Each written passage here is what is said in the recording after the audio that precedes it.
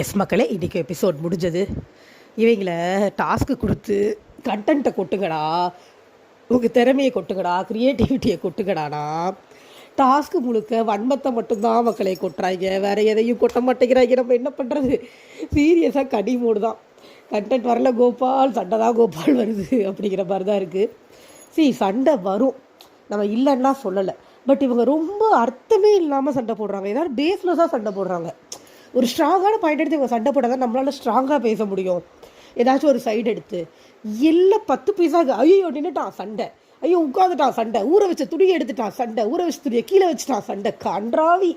அதுவும் எல்லாமே எதுவுமே ஒரிஜினல் ஃபீலிங்கே கிடையாது. உண்மையிலே வருத்தப்பட்டு அங்கே பேசுகிறவங்க யாருமே, சண்டை போடுறவங்க யாருமே கிடையாது, வெறும் ஆக்டிங்கு.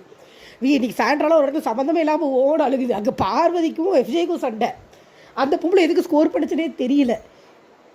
சரி, வரிசையாக போவோம் மக்களை. கன்றாவினாலும் கன்றாவி.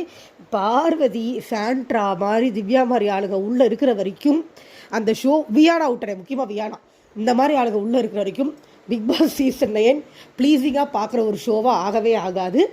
அவங்க எல்லாருக்கும் ஹெவி பிஆர் டீம் இருக்குது. நம்ம என்ன தான் கற்றுனாலும் ஓட்டிங்கில் அவங்க எல்லோரும் தான் டாப்பில் இருக்க போகிறாங்க, அவங்க எல்லோரும் தான் ஃபைனல்ஸ் போகிறாங்க. ஸோ நம்ம நடந்ததை மட்டும் டிஸ்கஸ் பண்ணுவோம், எதுவும் எக்ஸ்பெக்டேஷன் வச்சுக்க வேண்டாம், ஓகேவா? ஸோ என்ன நடந்தது அப்படின்னா, ஃபஸ்ட்டு சபரியை தூக்கி ஜெயிலில் போட்டாங்க. ஏன்னா அவர் சுபிக்ஷா பார்க்க நகையை எடுத்தார். அப்புறம் இந்த பிஆர் டீம் ஒரு உருட்டிகிட்டு இருக்காங்க. விக்ரம் பண்ணது தப்பு தானே, எப்படி ரூமை பிளாக் பண்ணி நகையை திருடலாம், அப்போ அதுவும் தப்பு தானேன்னு சொல்லி ஒரு உருட்டுறாங்க பிஆர் டீம் ஃபுல்லாக. நான் என்னோடய சைடு விளக்கத்தை நான் சொல்கிறேன். ஆக்டிவிட்டி முடிஞ்சிருச்சு. ஆக்டிவிட்டி முடிஞ்சதுக்கு அப்புறமா தான் அவர் டோரை ஒரு 2 செகண்ட்ஸ் பிளாக் பண்ணார், அவ்வளோதான். அவர் யாரையும் ஃபிசிக்கலாக ஹர்ட் பண்ணல, பிடிச்சி தள்ளி விடல, எதுவும் பெருசாலாம் ஒன்றும் பண்ணலை. அவர் தன்னோட ஃபுல் பாடி வச்சு டோரை கவர் பண்ணி நின்னார். கையை அப்படி இப்படி அசைச்சிருப்பார் வந்தவங்கள்ட்ட, அவ்வளோதான். வேறு எதுவுமே இவங்க பண்ண மாதிரி மேலே ஏறி குதிச்சுலாம் அவர் எதுவும் பண்ணலை, ஓகேவா? முதல் பாயிண்ட்டு அது அக்செப்டபிள் தான். நீங்கள் ஏதாச்சும் ஒரு ஐடியா பண்ணணும், ஏதாவது ஒரு ஐடியா பண்ணால் தான் அதை எடுக்க முடியும். தூங்கும் போது நைட்டு போய் தூங்குறத டைவர்ட் பண்ணி திருடுறது மட்டும்தான் திருட்டுன்னு இல்லாமல் இவங்க ஒரு ஐடியா பண்ணாங்க, அவ்வளோதான்.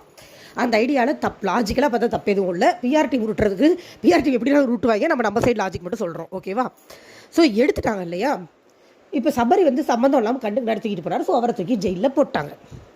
நைட்டு இவங்க என்ன பண்ணியிருக்காங்க, ஃபுல்லாக அந்த மாடர்ன் டீம் ஃபுல்லாக உட்காந்து பிளானெல்லாம் நல்லா தான் இருந்துச்சு. 2-3 போர்வை எடுத்துகிட்டு போய் முடிச்சுட்டு இருக்கிறவங்க மூஞ்சியை மூடிட்டு டக்குன்னு நகையை தூக்கிட்டு ஓடி போயிடுவோம் அப்படின்னு தெளிவாக ஸ்கெட்சு போட்டாங்க. செஞ்சாங்களா? செய்யலை. என்ன தெரியுமா பண்ணிட்டாங்க? மூளைக்கு படுத்து தூங்கிட்டாங்க. நகையை வச்சிருக்கிற டீம் டீனாக ஷிஃப்ட்டு போட்டு முடிச்சு பார்த்துக்குது. விக்ரமன் டீம், விக்ரம், கனி, திவ்யா